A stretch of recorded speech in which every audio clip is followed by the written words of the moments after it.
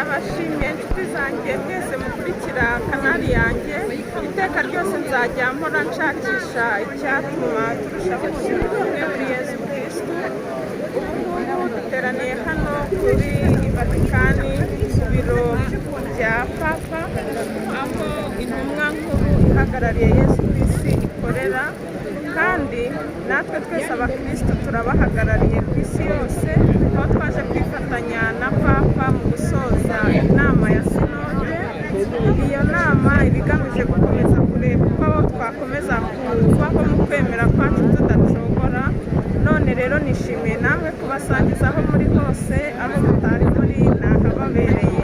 Murakoze kandi mukomeze kubana natwe, kandi dukomeza gusabira kiliziya yacu, kuko Yesu yavuze ngo kiliziya ye ntabwo izigera ihungabana. Murabibona ko abantu ari benshi bateraniye hano, ntabwo rero tugomba guterwa ubwoba n'ibibera hano hirya no hino ku isi. Kiliziya ya Yesu niwe wayishingiye kandi iracyakomeje guhagarara. Rero niyo mpamvu nifatanyije namwe mbasabira ngo muze kubana natwe. Murakoze.